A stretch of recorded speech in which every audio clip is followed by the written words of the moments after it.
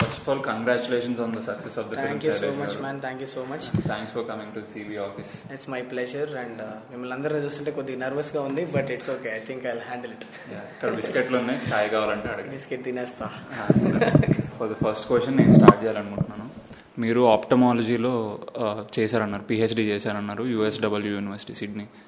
So ఒక PhD level వరకు వెళ్ళిపోయి తర్వాత అంతా వదిలేసి ఇప్పుడు ఒక కొత్త ఫిల్మ్ మేకింగ్ అనే దానికి వచ్చినప్పుడు అంటే మీరు చాలా అన్లర్న్ చేసి ఉండాలి. అంటే ఇప్పటి వరకు నేర్చుకున్నదంతా వేరు, ఇది డిఫరెంట్, కంప్లీట్లీ డిఫరెంట్. ఈ ట్రాన్సిషన్ తీసుకోవాలని ఎలా డేర్ చేశారు, ఎందుకు అనిపించింది? ఫస్ట్ ఆఫ్ ఆల్ అన్లర్న్ చేయడం అంటే ఫిల్మ్ మేకింగ్ వైజ్ నేను అన్లర్న్ చేయడానికి ఏమి లేదు, because I have never worked with anyone. నేను ఏదైతే కంటెంట్ చూసి పెరిగానో, ఏదైతే కంటెంట్ లైక్ చేసి పెరిగానో దాంట్లో నుంచి తీసుకున్న లెర్నింగ్స్నే నేను నా ఫిల్మ్ మేకింగ్లో కూడా నేను అప్లై చేసింది. But doing a PhD it kind of helped me to have an eye for detail, so I didn't have to unlearn things. I had to apply some scientific methods into filmmaking as well. Like research చేయడం అవ్వచ్చు. For instance ఇప్పుడు ఏదైనా ఒకటి ఫ్రేమ్లోకి వెళ్ళాలి అంటే కంపల్సరీగా దాన్ని research చేసి find out whether it is scientifically right or not, and then only included it in the film. చాలా తక్కువ ప్లేసెస్లో సినిమాటిక్ లిబర్టీ తీసుకొని చేశారు, మీకు I think you would have observed it. So unlearning అనేది it was not a problem at all for me. So ఈ forensic research అంతా ఒకసారి సబ్జెక్ట్ అనుకున్న తర్వాత చేశారా, లేకపోతే మీకు ఆ ఫారెన్సిక్ బ్యాక్ డ్రాప్ ఏమన్నా ఉందా? ఫారెన్సిక్ బ్యాక్ డ్రాప్ లేదు, సబ్జెక్ట్ అనుకున్న తర్వాతనే. See working as an associate lecturer in a university gave me access to very nice library. యుఎన్ఎస్డబ్ల్యూలో ఒక బ్యూటిఫుల్ లైబ్రరీ ఒకటి ఉంటుంది. నా దగ్గర అసోసియేట్ లెక్చరర్ కార్డు ఉండడం వలన ఏ డిపార్ట్మెంట్ కన్నా వెళ్ళిపోయి ఏ బుక్ అన్నా తీసుకోవచ్చు నేను. So there were a lot of handbooks on forensic sciences that I picked up, and I read about various methods. Handwriting analysis avvachu, or polygraph avvachu, narco avvachu, వీటన్నిటి వెనకాల ఉన్న లీగల్ ఇంప్లికేషన్స్ డిఫరెంట్ కంట్రీస్లో ఏముంటాయి, scientifically how valid this methods are, and ఏవి కోర్టులో admissible, ఏవి కోర్టులో admissible కావు, ఇవి డీటెయిల్స్ అన్నీ I had to go through before I included it in the film. From doctor to director, what is the journey you have gone? ఎలా వెళ్ళారు, ఏంటి అసలు? అంటే ఒక ఇప్పుడు ఇది వేరు, డైరెక్షన్ వేరు, ఒక 2 డిఫరెంట్ పార్ట్స్. సో ఒక జర్నీ అంటూ స్టార్ట్ అవుతుంది కదా, అంటే ఒక స్టోరీకి ఒక ఆరిజిన్ అంటూ ఉంటుంది. Every story has an origin. So హిట్కి ఆరిజిన్ ఏంటి? సరే, ముందు మనం ప్రోగ్రెస్ అవ్వడానికి ముందు let us all come to one page. మీరు ఎవరు నన్ను సార్ అని పిలవకండి, అందరు సైలేష్ అని పిలవండి. We're all film makers and we're all associates, so let us call each other with names. Your question is from doctor to director, how the journey was and what's the origin of the story, origin of it. So doctor to director అంటే story telling చిన్నప్పటి నుంచి interest bro. నాకు చిన్నగా ఉన్నప్పుడు కూడా friends అందరినీ చుట్టుపక్కల కూర్చోబెట్టుకొని కథలు చెప్పేవాడిని. అండ్ ఆల్సో ఏమన్నా ఇప్పుడు ఫ్రెండ్స్ ఏమన్నా ఒక ఇన్సిడెంట్ జరిగింది అనుకో, జనరలీ ఫస్ట్ శైలేష్ గారు చెప్తాడు, బాగా చెప్తాడు రా, నువ్వు చెప్పు అని. అది చిన్నప్పటి నుంచి ఉంది, స్టోరీ టెల్లింగ్ ఇంట్రెస్ట్ చాలా. So at some point in time I always wanted to tell stories to people in some or the other format. Novels రాద్దాం అనుకున్నాను, I was thinking of writing something and publishing it, or screenplay ఇద్దాం, something some or the other way. I wanted to reach the audience and tell my story. So అట్లానే చిన్న చిన్న కథలు రాయడం start చేశాను. ఇట్లా ఆస్ట్రేలియా వెళ్ళిపోయిన తర్వాత I use to have a lot of time. అక్కడ professional life is well demarcated from your personal life. So సాయంత్రం అయితే అయిపోయిందంటే వేరే పనులు ఉండేవి కావు. So what I use to do is come back home, spend some time with my wife, and then after she is asleep I would nicely sit for another 2-3 hours and spend time on writing short stories and all. అట్లా మెల్లిగా short stories feature film అయింది. Feature film రాసిన తర్వాత first ఒక 2 కథలు friends అందరిని ఇంటికి పిలిచి చెప్తే చాలా చెత్తగా ఉంది మామ, ప్లీజ్ ఎప్పుడు ఇంక రాయమాకు అని చెప్పి వెళ్ళిపోయారు వాళ్ళు. ఎందుకు ఇట్లా అవుతుంది అని చెప్పి then I understood that there is actually a 3-act structure. You need to approach the screenplay in one specific format, లేకపోతే అది chaotic అయిపోతుంది అని తెలుసుకొని బ్లేక్ స్నైడర్స్ సేవ్ ద క్యాట్ అని ఒక బుక్ ఉంది. Have you read it? No? It's a screenplay book. I would suggest that book to any budding filmmaker to learn how to write a screenplay. There are beat sheets. నేను ఏం చేయాలి, first రాసుకున్న కథ ఏదైతే ఉందో నేను just అందులోనే follow అయ్యాను. But the only thing is timeline stretch చేయాల్సి వచ్చింది, ఎందుకంటే బ్లేక్ స్నైడర్ ఫార్మాట్లో మీరు చూస్తే it is written for Hollywood format. So 1.5 hours script అయిపోయేటట్లు వాళ్ళు అని టైం లైన్స్ ఇచ్చి ఉంటారు. నేనేం చేశానంటే మన తెలుగు సినిమాలు బాగా చూస్తున్నా కాబట్టి లేదు ఇక్కడ ఇంకా మనకు స్ట్రెచ్ అవ్వాలి, ఈ ప్లేస్లో మనం తగ్గాలని నా ఓన్ అడాప్టేషన్ చేసుకొని ఆ బీట్ షీట్ యూజ్ చేసి ఫస్ట్ స్క్రిప్ట్ రాశా. దాని తర్వాత ఫ్రెండ్స్ని పిలిచినప్పుడు దేవర్ లైక్ అరే ఇది బాగుంది మామ, ఇది ఇప్పుడు సినిమా స్క్రిప్ట్ లాగా ఉంది అంటే I understood that I caught the technique. So from there, it was all about finding the right subject and traveling with it. So HIT happened because na crime thrillers ante chaala ishtam. I am a huge fan of True Detective. I am a huge fan of Real Detective and FBI files, forensic files and all. I am a huge digger. I'll watch a lot of episodes of these. Dexter gaani. Dexter, I watched a couple of seasons, but it was like naku narrative. Voice over narrations కొద్దిగా నేను disconnect అవుతా. Dexter is full of voice over narration. I don't connect to voice over narrations. I connect to more like True Detective where it is unfolding right in front of me. Matthew McConaughey చేసిన ఏ season అది second season first season that was the best one for me. And like without having anything else distracting the plot, can't we approach crime as a crime and narrate a good Telugu story, right? So but miru, it's not a direct influence, but the roots happened from there. That there are a number of TV shows which are there, very high quality TV shows which are there, which are catering one specific kind of audience, and మన తెలుగు వాళ్ళు కూడా చాలా మంది చూస్తున్నారు అది. So ఆ ఫార్మాట్లో మనం ఎందుకు ఇంకో ఇవ్వకూడదని ఒక తెలుగు సినిమాకి సూట్ అయ్యే కథను ఒకటి తీసుకొని అంత ట్రూగా ఉండి రాసిన కథ HIT. సో ద రూట్స్ అంటే I wanted to present real crime, right? So what I did was, after I decided that I want to do a crime thriller, I did not approach it as a story. I wanted to have good raw material, database of crimes around the world. So I started having a diary and రోజు లేచి newspaper cuttings తీసుకునేవాడిని, crime reports అని చెప్పి forensic files అని చెప్పి అన్నీ తీసి I used to write down where all interesting crimes happened. ఏం లేదు, కనెక్షనే ఉండదు. 1 2 3 4 5 అట్లా ఒక 200-300 ఇంట్రెస్టింగ్ క్రైమ్స్ని ఒక డైరీలో రాసేసుకున్నా ఫస్ట్ 1 year మొత్తం అదే పనిలో ఉన్నా. దాని తర్వాత నాకు ఇష్టమైంది 5 star 4 star 3 star రేటింగ్లు వేసుకొని which one is taking you by shock అని లాస్ట్కి నాకు నచ్చిన క్రైమ్స్ ఏవేవైతే అందులో ఉన్నాయో which are real crimes that happened around the world, I took them and then I thought how do I form a plot with these.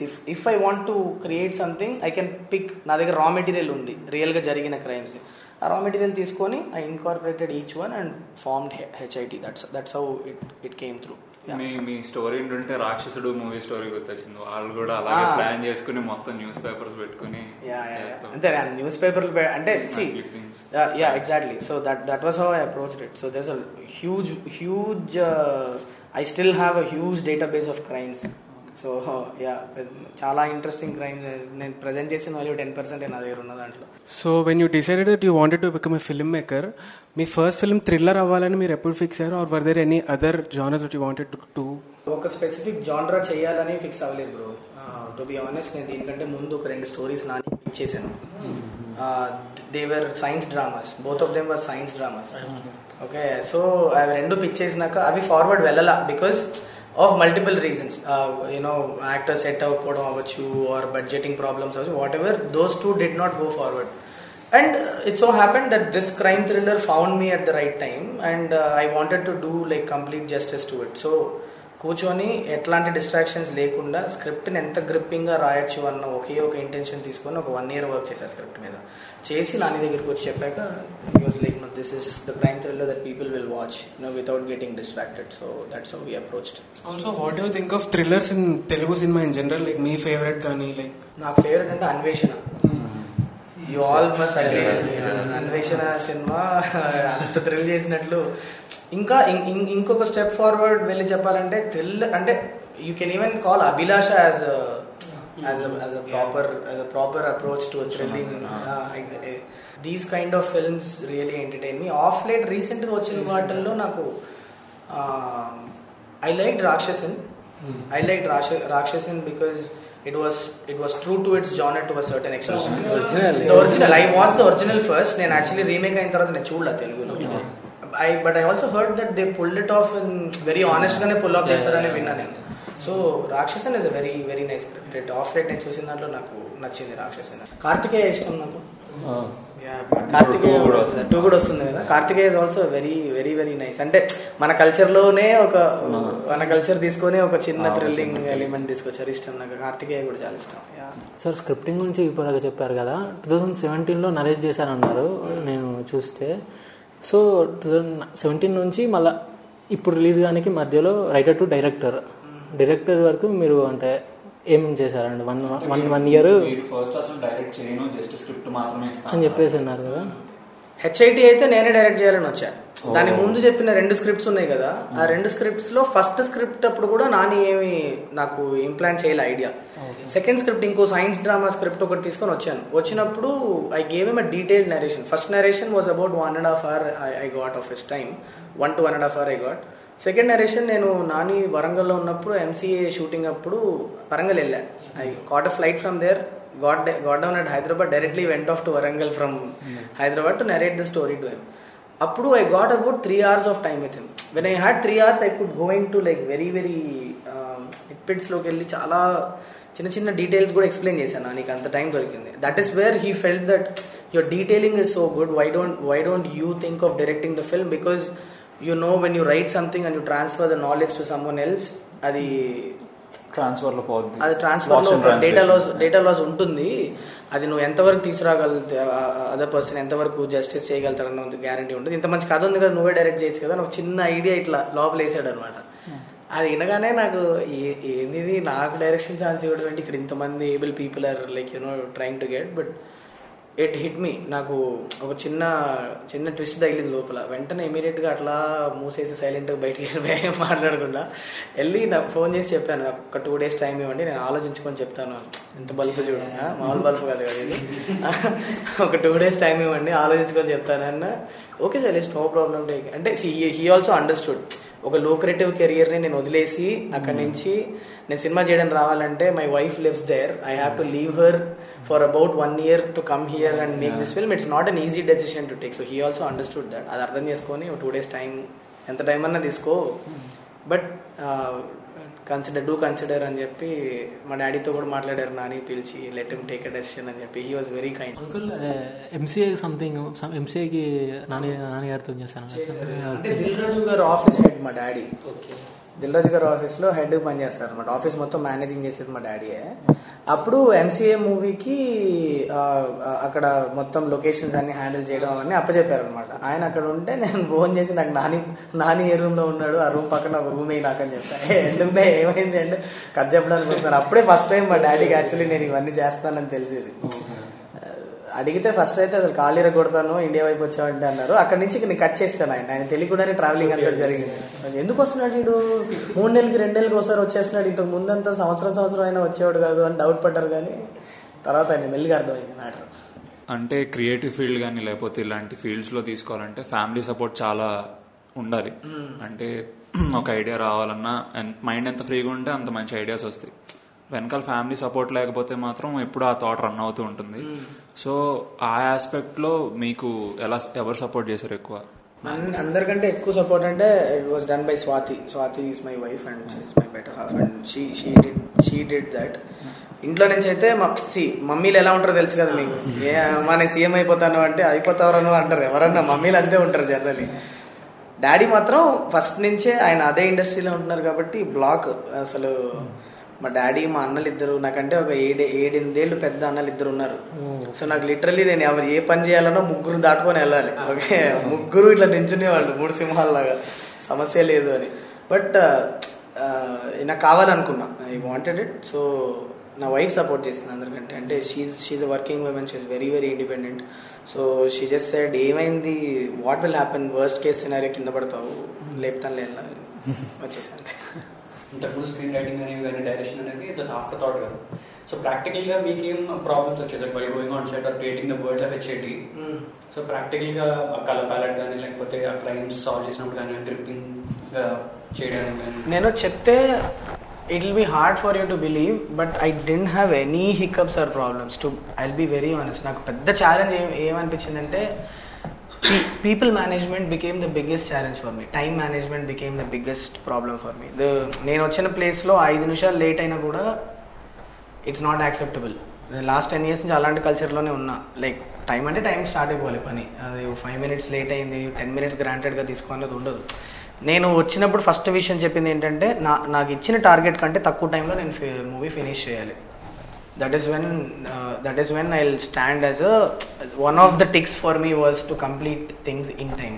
ఇలాంటి genres చేసేటప్పుడు producer మీకు బడ్జెట్ లిమిట్ ఇవ్వకపోయినా మనమే ఒక నెత్తి మీద పెట్టుకోవాలి బడ్జెట్ లిమిట్ అన్నది. ఎందుకంటే దీనికి ఉన్న క్రౌడ్ ఏంటి, దీనివల్ల ప్రొడ్యూసర్ రిస్క్లో పడకూడదు. అంటే నేను ఇన్ని రోజుల్లో షూటింగ్ ఫినిష్ చేయాలి అండ్ దట్స్ మై రెస్పాన్సిబిలిటీ. అడిగితే ఎంతైనా పెట్టే ప్రొడ్యూసర్ ఉన్నాడు అని చేసుకుంటూ వెళ్తే కమర్షియల్గా సబ్జెక్ట్ వయబుల్ కానప్పుడు నెక్స్ట్ సబ్సీక్వెంట్గా మీలాంటి వాళ్ళు ఎవరైనా వచ్చి ఇలాంటి సబ్జెక్ట్ చెప్తే ప్రొడ్యూసర్లు చేయరు.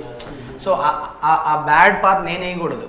That pressure was always on me. So time management and to motivate people to be on time and correct time ki మనం అనుకున్న టైంకి ఇంత ఫుటేజ్ ఇవాళ ఫినిష్ చేయాలంటే చెయ్యాలి అన్న సీరియస్నెస్ తీసుకురావడానికి కొద్దిగా టైం పట్టింది.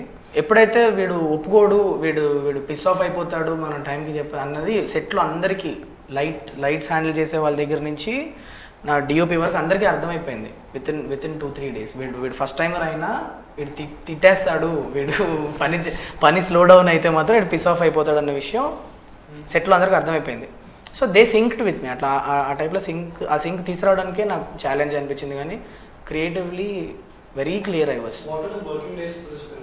They gave me 60 days bro. I finished it in 49 days. 11 days ahead of time. First 60 days ఇచ్చారు. ఫస్ట్ స్కెడ్యూల్ 9 రోజులు అయిన తర్వాత అవసరం లేదు 55 చేద్దాం అన్నారు. ఆ 55 కూడా కాకుండా 49లోనే ఫినిష్ చేసాం సినిమాని.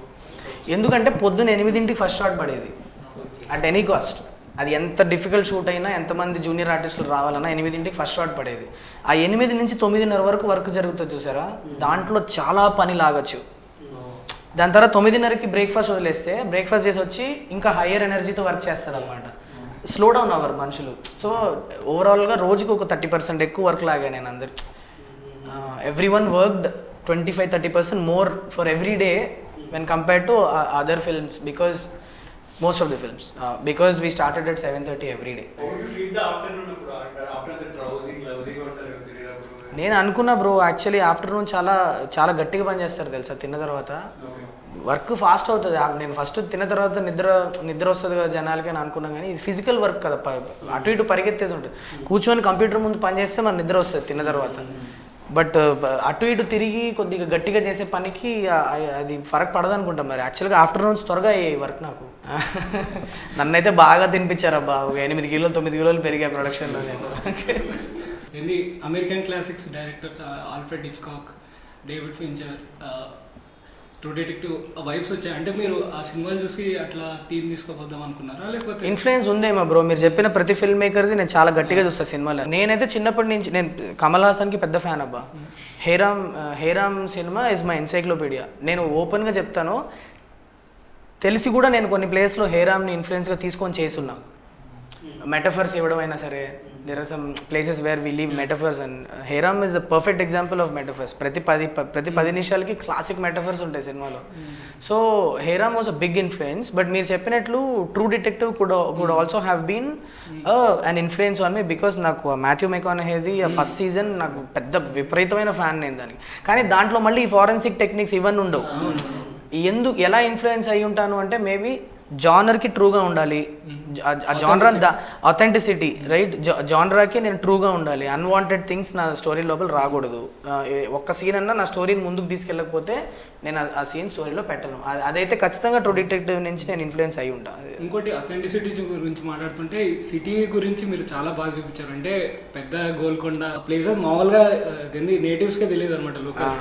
అవన్నీ మీరు రెక్కీ చేశారా, లేకపోతే మీరు? రెక్కీ చేశా బ్రో. రెక్కీ చేసి చెప్తా, చాలా ఇంట్రెస్టింగ్ థింగ్ ఇది. ఔటర్ రింగ్ రోడ్ మీద క్రైమ్ జరగాలి అన్నది నేను ముందే రాసేసుకున్నాను. కాకపోతే ఎగ్జాక్ట్లీ వాటి పేర్లు ఏం పెట్టాలి అన్నది ఇండియా వచ్చేంత వరకు నేను డిసైడ్ చేయలేదు. వచ్చాను జూలైలో రెక్కీ చేశాను నేను. జూలైలో రెక్కీ చేసి do you know how I decided the crime is going to happen between Raviryal and పెద్ద గోల్కొండ. ఒకరోజు ఇన్నోవా వేసుకొని నేను మా డ్రైవరు ప్రతి ఔటర్ రింగ్ రోడ్ ఎగ్జిట్ దిగి హ్యూమన్ కాంటాక్ట్ ఎక్కడ దూరం ఉంది, సీసీటీవీ కెమెరా సీసీటీవీ క్యాప్చర్ చేయడం ఎక్కడ తక్కువ ఉంది అన్నది సింపుల్ 2 లాజిక్స్ పెట్టుకొని వెళ్తే నాకు పెద్ద గోల్కొండ రావిర్యాలలో అన్నిటికంటే తక్కువ అనిపించింది. అందుకనే పెద్ద గోల్కొండ రావేరియాల రెండు ఇన్కార్పొరేట్ చేశాను నేను, క్రైమ్ ఇక్కడ అవ్వాలి అని చెప్పేసి. మూవీ స్టార్టింగ్లో ఎవ్రీ ప్లేస్ ఎస్టాబ్లిష్ చేసినప్పుడు ప్యాన్ కానీ లేదా వైడ్కి వెళ్ళిపోయి వాళ్ళు ఎక్కడికి వచ్చారు, వాళ్ళ లొకేషన్ ఏంటి అని ఫస్ట్ ఎస్టాబ్లిష్ చేస్తారు. అండ్ ఒక హిట్ అనేది ఇప్పుడు చాలామంది జనాలకి నిజంగా మన దగ్గర ఉందా అనే ఒక ఫీలింగ్ వచ్చింది. సో ఇలాంటి వరల్డ్ క్రియేట్ చేయాలి, ఇలా ఇన్ని చాలా డాట్ పాయింట్స్ ఉంటాయి. అంటే వీళ్ళు ఫారెన్సిక్ స్క్వాడ్ దగ్గరికి వెళ్తారు, డీపిక్సిలేటింగ్ ఒక దగ్గరికి వెళ్తారు, హిట్ అనేది వేరేది, పోలీస్ స్టేషన్ ఒకటి. ఎలా అచీవ్ చేయగలిగారు ఒక స్టార్టింగ్ 10 minutesలోనే? అది ఆర్ట్ డిపార్ట్మెంట్కి ఏమో సినిమాటోగ్రఫర్కి పెద్ద క్రెడిట్ ఇవ్వాలి ఆ విషయంలో. ఎందుకంటే నేను రాసుకున్నా, ఇది పోలీస్ స్టేషన్ అని రాస్తాను, అది ఫారెన్సిక్ అని రాస్తాను. ఆన్ పేపర్ ఏముంది, రాయడమే కదా. దాన్ని విజువల్గా కలర్ ప్యాలెట్ యూజ్ చేసి అక్కడ యూజ్ చేసిన ప్రాప్స్ అయినా సరే, ఫర్నిచర్ అయినా సరే, ఎట్లాంటి ఎన్విరాన్మెంట్లో మనం దాన్ని షూట్ చేస్తున్నాం అన్న దాంట్తోనే మీకు విజువల్గానే డిఫరెన్సెస్ చూపించాం. సౌండ్ స్కేప్ కూడా మీకు యాక్చువల్లీ డిఫరెన్స్ ఉంటుంది. నిజంగా కనుక మీరు డీప్గా వింటే హెచ్ఐడి ఆఫీస్ లోపలికి వెళ్ళినప్పుడు మీకు రివర్బ్స్ ఎక్కువ ఉంటాయి, tables, walkie talkie sounds are different in HID office when you come. అది మీకు తెలియదు. Subconscious as film makers you might have understood, but audience కి అది ఆ విషయం సబ్ కాన్షియస్ గానే నోటీస్ అవుతుంది. ఎంత డీటెయిలింగ్ అంటే హెచ్ఐటి ఆఫీస్ లో మీరు వినే walkie talkie sound, police station లో మీరు వినే వాకీ టాకీ సౌండ్ డిఫరెంట్ ఉంటుంది.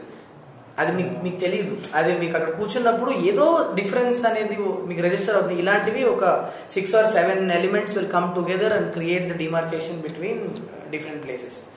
When you go to forensics, you will listen a lot of computer typing sounds and also chatter of people talking in scientific terms somewhere in the background. So these kind of sound visuals and sound తో colour palettes differentiation use చేసి మీరు different place లో ఉన్నారు అన్నది create చేసాం. ఎందుకంటే సినిమాలో first 10 minutesలోనే అదంతా మీకు ఎక్కేయాలి. దాని తర్వాత స్కోప్ లేదు, దాని తర్వాత నుంచి కథ పరిగెడుతుంది. సో నేను అక్కడికి వెళ్ళి ఎస్టాబ్లిష్మెంట్ చేయడం లేదు. So that credit goes to the art department and the cinematographer, both put together they created that change, difference create చేశారు. అండ్ నేను చూసినంత వరకు మీరు మాస్టర్ క్లాస్లో ఎక్కువ క్లాసెస్ చూసి ఫిల్మ్ మేకింగ్ కోర్సెస్ నేర్చుకున్నారని చెప్పారు. అంటే ఇక్కడ తెలియపోవచ్చు, కానీ అంటే ఇక్కడ కూడా చాలామంది ఇప్పుడు అప్కమింగ్ ఫిల్మ్ మేకర్స్ కానీ మాస్టర్ క్లాస్ ఇవన్నీ చూస్తున్నారు. అండ్ ప్రాబ్లం ఎక్కడ వస్తుందంటే అది ఎక్కడ ఇంప్లిమెంట్ చేయాలి, ఎలా ఇంప్లిమెంట్ చేయాలి అనేది వర్క్ ప్రాసెస్లో ప్రాబ్లం వస్తుంది. మీ ప్రాసెస్ ఏంటి? మీరు అక్కడ చూసిన వీడియోని కానీ అక్కడ నేర్చుకున్న దాన్ని కానీ మీ పర్సనల్ వర్క్లో ఎలా ఇంప్లిమెంట్ చేశారు? అంటే మాస్టర్ క్లాస్ అన్నది it is a supplement to your learning. It cannot be just your learning material. First of all film making process అనేది తెలిసి ఉండాలి. Basics of film making process అనేది తెలిసి ఉండాలి. తెలిసిన తర్వాత when you listen to classes from masters like Ron Howard అవ్వచ్చు, or Spike Lee అవ్వచ్చు, యూనో మార్టిన్ సాసెస్ అవ్వచ్చు, all these people's classes when you listen to,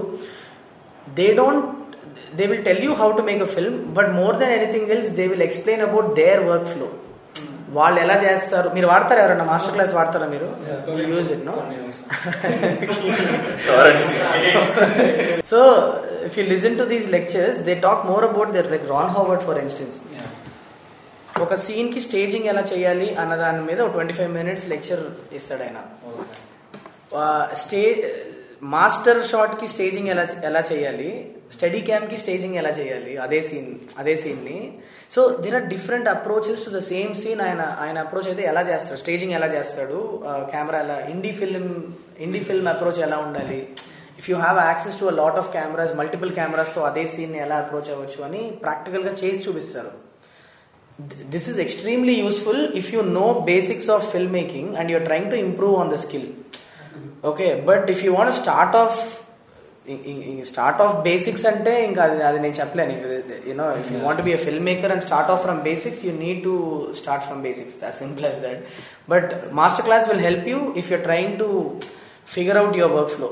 మీరు ఎట్లా ఆన్ స్పాట్ వచ్చి ఎలా చేయాలనుకుంటున్నారు అన్న దానికి క్లారిటీ కావాలంటే మాస్టర్ క్లాస్లో వెరీ వెరీ హెల్ప్. అండ్ ఈ మూవీలో స్టడీ షాట్స్ కన్నా ఎక్కువ మూవింగ్ షాట్స్ ఎక్కువ ఉంటాయి. అది మీరు స్క్రిప్ట్ రాసేటప్పుడు మీరు సబ్ కాన్షియస్ గా అనుకున్నారా, లేకపోతే మణికందన్ గారు ఏమన్నా సజెస్ట్ చేశారా? లేదు, స్క్రిప్ట్ రాస్తున్నప్పుడే నేను first thing that I asked Manikandan. In fact the reason why I selected Manikandan for this project is because of his project called auto Shankar అని ఒక వెబ్ సిరీస్ చేశారు, ZEE5 లో ఉంది.